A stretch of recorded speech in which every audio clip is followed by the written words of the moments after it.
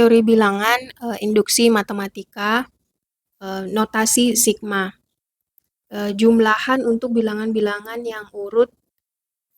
Jadi bilangan-bilangan yang dijumlahkan itu dan bilangan-bilangannya berurutan itu disimbolkan dengan sigma. Jadi sigma merupakan penjumlahan. Nah, kita lihat di contoh pertama, yaitu contoh pertama sigma K sama dengan 1 sampai N, sampai K sama dengan N, K sama dengan 1 ditambah 2 ditambah 3 ditambah titik-titik tambah N. Nah, sigma K untuk K sama dengan 1. Oh ya, cara bacanya sigma K sama dengan K untuk K sama dengan 1 sampai K sama dengan N. Nah, ini kan di sini dia dipakai K. Jadi, nilai K yang di sini itu akan terus berganti mulai dari K sama dengan 1 hingga K sama dengan N. Ya, jadi awalnya adalah 1 dan berjalan terus 2, 3, titik-titik. Jadi, titiknya ini harus 3 titik, itu maksudnya, dan seterusnya. Dan di sini kan K sampai dengan N. Nah, begitu untuk sigma yang pertama. Nah, untuk contoh kedua, aturan yang kedua yaitu sigma untuk 2K dikurang 1 untuk K sama dengan 1 sampai K sama dengan N. Jadi polanya yaitu ini kita pakai 2K kurang 1, K-nya mulai berganti dari 1. Nah, kita substitusi K-nya 1. Nah, ini di sini 1 dengan pola yang sama. Di sini 2, di sini 3, dan titik-titik, dan seterusnya sampai N. Nah, tetap ya polanya dikalikan 2 dulu terus dikurangkan 1. Nah, ini dijumlah terus sampai N, K sama dengan N. Nah, ini kita sederhanakan 2 kali 1, 2 kali 1, 2, kurang 1, 1. Ini 2 kali 2, 4, dikurang 1, 3, dan seterusnya 2N kurang 1. Oke, untuk aturan yang ketiga, sigma CK atau C kali K untuk K sama dengan 1 sampai K sama dengan N. Nah, ini karena C di sini merupakan koefisiennya, koefisien dari K atau C sebenarnya di sini adalah konstanta, jadi bukan variabel ya. C konstanta maksudnya yaitu angka tertentu. Apapun nanti angkanya, misal 2K, 4K, min 5K, 7 itu dikeluarkan terlebih dahulu. Sedangkan K di sini adalah variabel yang berubah mulai dari 1 sampai N. Jadi ini keluarkan dulu konstantanya ke depan. Terus aturan keempat yaitu sigma A1 untuk I sama dengan, di sini berarti I ya. I sama dengan 1 sampai I sama dengan N. Terus lanjut tambah sigma. Oke, di situ I ya, di sini I, jadi BI, ini I semua. Atau boleh juga pakai variabel lain, misal L. Itu tidak masalah, yang penting sesuai.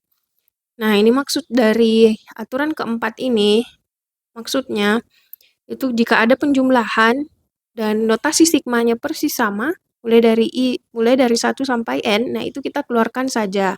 Jadi, yang tengahnya boleh langsung digabungkan. Oke. Jadi perhatikan notasi sigmanya mulai dari mana dan sampai mana. Kalau untuk keempat ini sama-sama mulai dari 1 sampai N. Oke. Untuk aturan kelima, sigma D. Untuk I sama dengan 1 sampai N. Jadi, karena di sini D adalah konstanta, yaitu angka atau bilangan khusus, yaitu makanya kita tuliskan ulang D secara berulang kali sampai ini 1 sampai N. Berapa kali? N kali. Jadi, di sini langsung N dikali D. Nah, untuk supaya lebih paham, kita ada contoh yang menggunakan sifat-sifat yang tadi. Contoh 5. Nomor 1, sigma K untuk K sama dengan 1 sampai 5. Nah, di sini K ya. Jadi di sini adalah K, bergeraknya mulai dari 1. Makanya di sini kita pasang 1 sampai ujungnya 5. Jadi 5. Nah, ini sesuai dengan konsep yang pertama. Nanti silahkan dicek sendiri apakah sesuai di buku catatan masing-masing. Lanjut, untuk contoh selanjutnya, nomor 2, yaitu sigma 6I, I-nya bergerak dari 1 sampai 7. Nah, 6, ini konstanta atau di sini variabel, itu koefisien ya. Koefisien karena di depannya variabel. Tapi di sini 6 adalah konstanta. Itu angka yang berdiri sendiri. Jadi kita keluarkan terlebih dahulu. Itu sesuai dengan konsep yang ketiga. Nah, kita lihat di sini C-nya dikeluarkan. Oke, nah bersisalah sigma I. Nah, I-nya itu mulai dari 1, jadi kita tuliskan 1 dan seterusnya sampai 7. Jadi ini berurutan bilangan asli ya, sampai ujungnya 7. Jadi kita jumlahkan saja manual 6 dikali 28 dapat 168. Jadi sigma 6I untuk I sama dengan 1 sampai 7 itu sama dengan 168. Oke, lanjut. Nomor 3, sigma 10.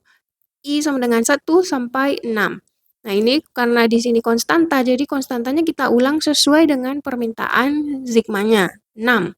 Jadi 1, 2, 3, 4, 5, 6. Jadi 6 kali ditulis 10, dapatnya 60. 6 kali 10. Itu sesuai dengan konsep yang urutan kelima tadi. Kita lihat yang kelima, itu D ya. Akhirnya N saja dikali D. Oke, selesai. Lanjut nomor 4. Nah, sigma 3K ditambah 2 pangkat K untuk K sama dengan 1 sampai 3. Nah, jika seperti ini, itu kita bisa uraikan sesuai dengan konsep yang keempat. Itu kita pisah. Kita pisah satu-satu, 3K terlebih dahulu, sigma, terus ini 2 pangkat K. Sigmanya sama, mulai dari 1 sampai 3. 1 sampai 3, ini 1 sampai 3. Oke, nah sudah. Ini langsung ya, keluarkan konstantanya sesuai dengan sifat sebelumnya. Jadi, kita hanya menjumlahkan ini, K. Mulai dari 1 sampai 3. Jadi, 1, 2, 3. 1, 2, 3. Nah, selesai. Sekarang 2 pangkat K.